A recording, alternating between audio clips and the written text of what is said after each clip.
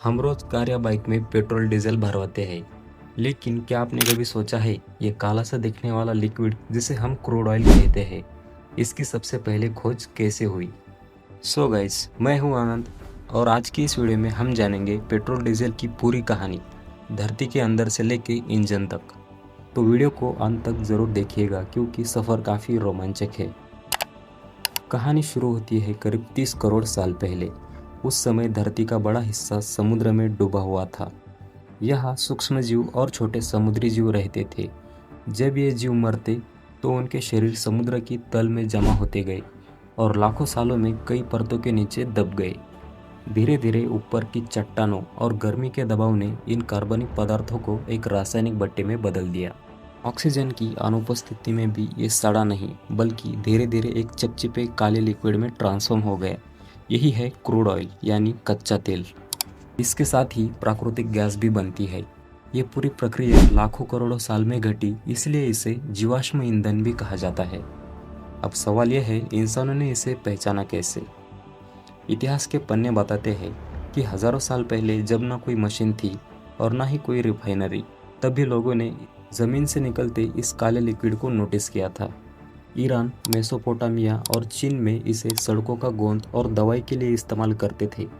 2000 साल पहले चीन के लोगों ने बांस की पाइपलाइनों से प्राकृतिक गैस निकालकर नमक उत्पादन में भी इसे इस्तेमाल किया था। लेकिन आधुनिक युग में कच्चे तेल की खोज का श्रेय 19वीं सदी को जाता है। 1859 में अमेरिका के पेंसिल्वेनिया में एडविन ड्रेक ने दुनिया का पहला सफल तेल कुआं खोदा। उन्होंने महसूस किया कि अगर इस तेल को सही तरीके से प्रोसेस किया जाए तो यह केरोसिन के रूप में रोशनी और बाद में ईंधन दे सकता है। यही वो वक्त था जब पेट्रोलियम उद्योग का जन्म हुआ।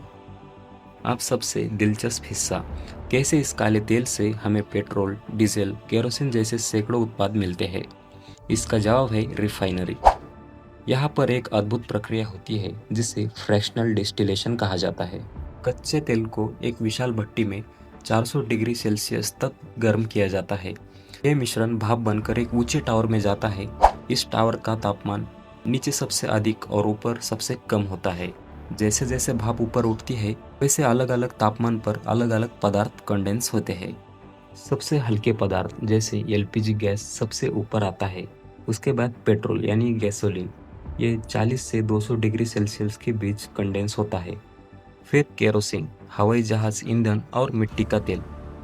उसके बाद डीजल, ये 200 से 350 डिग्री सेल्सियस तक आता है। और सबसे नीचे भारी अवशेष जैसे फ्यूल ऑयल, बिटुमन यानी डामर और लुब्रिकेंट बचते हैं। इस तरह एक ही कच्चे तेल से पेट्रोल से लेकर सड़क बनाने वाले डामर तक सब कुछ मिलता है।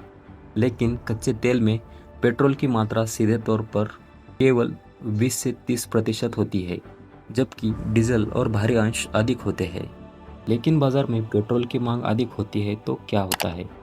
यहाँ आता है क्रैकिंग नाम का केमिकल मिरेकल। भारी हाइड्रोकार्बन मॉलिक्यूल्स को उच्च ताप और दबाव या उत्प्रेरक की मदद से छोटे छोटे मॉलिक्यूल्स में तोड़ा जाता है। ये प्रक्रिया एक रिफाइनरी को और लचीला बनाती है और तय करती है कि ज़्यादा पेट्रोल बनाना है या डीजल। इसके अलावा सल्फर जैसी अशुद्धियाँ हटाई जाती है ताकि ईंधन जलने पर कम प्रदूषण फैलाए। आज के आधुनिक रिफाइनरियों में पेट्रोल की पैदावार 60% बढ़ाई जाती है। जब पेट्रोल और डीजल तैयार हो जाते हैं तो उनकी क्वालिटी को कई तरह से जांचा जाता है। इनमें ऑक्टेन नंबर पेट्रोल की एंटी नॉकिंग एबिलिटी बताता है। जितना ज़्यादा ऑक्टेन उतना बेहतर इंजन के लिए, और डीजल के लिए सीटेन नंबर मायने रखता है।